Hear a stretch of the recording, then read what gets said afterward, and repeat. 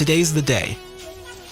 Welcome to the first part of this new Minecraft Cobblemon series, the definitive series where our goal will be to achieve the best Mega Evolutions in less than 100 days, capture the best Pokemon and get them to level 100, defeat the best trainers, and culminate on day 100 by defeating the Ender Dragon with the help of our Pokemon. Without further ado, enjoy the first episode.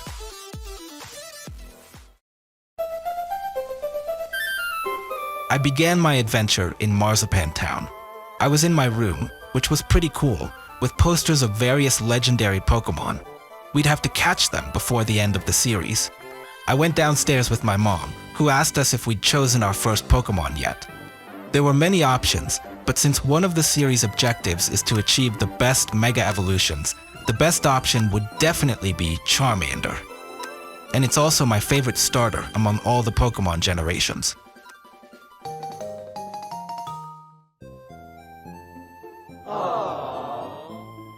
When I left the house, I found an entire town full of all kinds of shops. There was a Pokemon store where I could get all kinds of Pokeballs, buying them with iron. There were also upgrades and revives. Later, I would undoubtedly have to go to the mines to collect iron and start buying everything I needed. As quickly as I explored the town, I had my first confrontation. My Charmander faced off against an Ekans, and it was an easy task. In one of the houses, there was a large sign for a milk tank. I assumed I could find milk here, but upon entering, a guy dressed as a Pokemon was selling milk for gold. To be honest, I doubted the guy a lot and ran away. I went into every house to grab whatever they could get me, especially food and the occasional Pokeball. I found a dueling arena in town. Too bad I was just playing. If I see this series has enough support, I'll consider opening a server for subscribers so we can all play together. So subscribe and leave your like. There was even a church in town, so I took the opportunity to pray to Arceus and ask him to bless me with the best Pokemon. I found a second shop dedicated to Mega Evolutions. This would make our mission easier, but in exchange for their items, they asked for Netherite. How humble of them. It'll be hard for me to gather the Netherite they're asking for. They also sold other Pokemon items, and several of them were used to summon key trainers. Let me explain.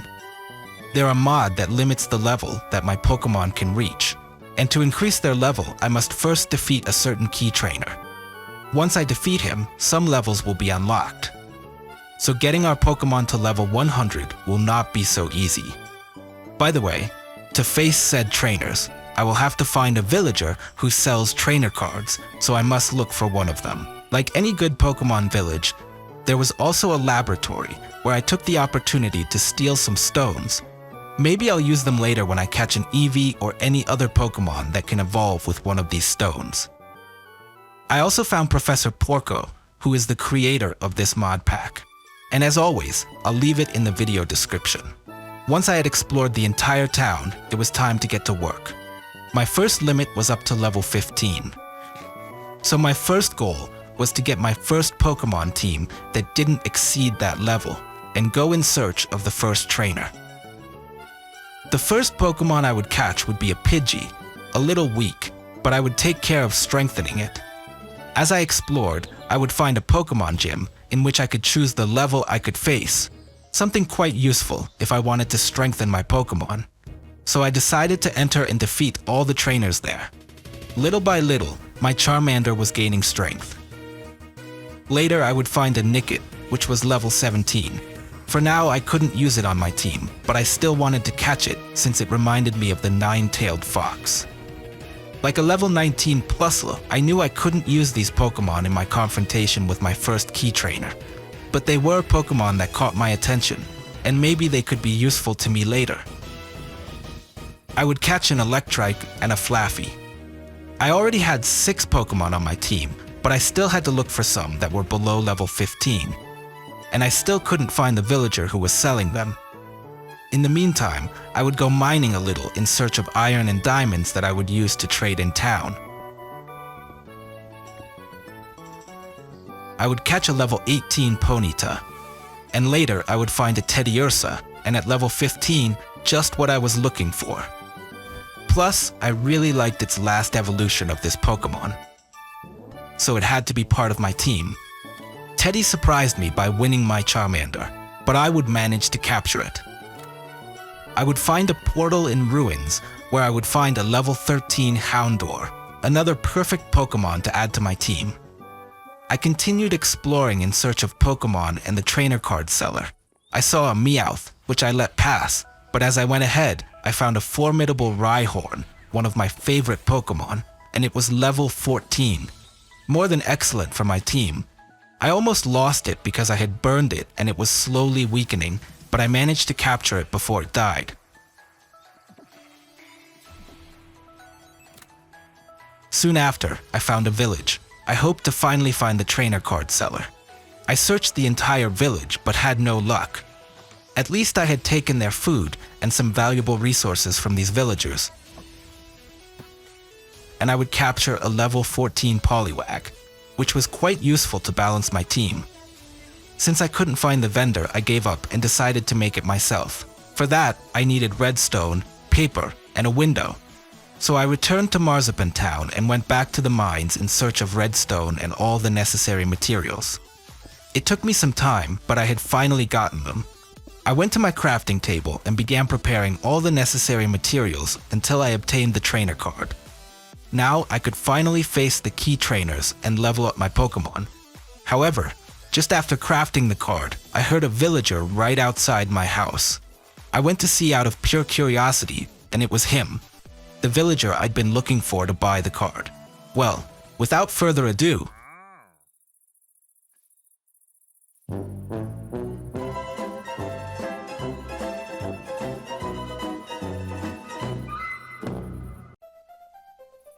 now, I would begin to strengthen my entire team so that they would all be at level 15 and face the first key trainer. That's how I spent several days facing various trainers I met along the way. Little by little, strengthening my entire team. I would even capture some Pokemon that I might later use. I would even find an Eevee inside the village. I was excited because if you remember in the laboratory, I had taken some stones that evolve Eevee. Tell me in the comment box which stone I should use to evolve Eevee. We have the Thunder, Water, and Fire stones. In the next episode, we will evolve Eevee, and we will use the stone that has had the most comments. So comment. After a while of not being able to find the key trainer which should appear randomly in the biomes, I decided to build a key trainer spawn, which I will only use in these cases where I couldn't find them. So I would begin its manufacture. And once I had the spawner, I would place it right on the town's battlefield. At least it would give this function to the field. The trainer card indicated which trainer I should face now and with what item I could summon him. So I went to the store and bought the necessary item. I placed it in the spawner and the first key trainer appeared. It was time for the first confrontation. He would send a Geodude, and of course, my faithful Charmander. Geodude healed itself all the time, but Charmander would manage to defeat it. A Cranidos would be his second Pokemon, but Charmander would manage to defeat it. A large Onix would come out by surprise, which would take Charmander to the limit, but with only one life, Charmander would manage to take the victory, thus obtaining our first triumph against a key trainer. Now our level cap had increased up to 16. Well, it wasn't much, but we were improving. I would continue leveling up my team until Charmander managed to get up to level 16, and an alert marked the possibility of evolving it. I was somewhat undecided since we had spent little time with Charmander. But if we wanted to achieve the challenges, we had to do our best, and so we managed to evolve it to a Charmeleon.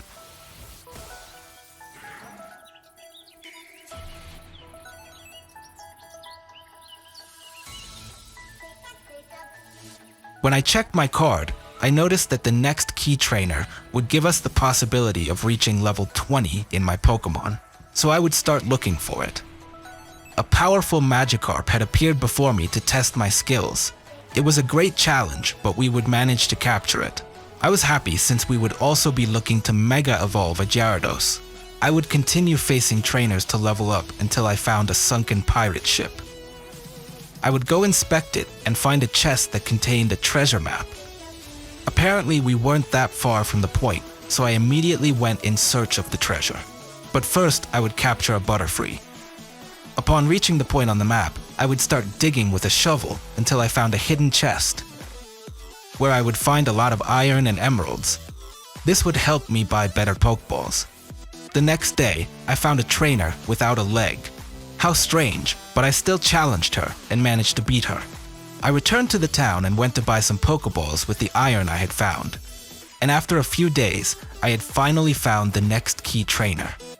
So I went directly to challenge him. It was Commander Mars, also known as Venus. I would have several strong Pokemon that even defeated Charmeleon, but in the end, I got the victory. Now I could level my Pokemon up to level 20. I was ready to end the video until a great Kangaskhan appeared, so I couldn't pass up the opportunity to catch him. It took me a lot of work since he was level 26, but I managed to capture him. I remind you that we have a WhatsApp group. I invite you to join. The link will be in the pinned comment. Don't forget to subscribe, and see you in the next episode. Peace.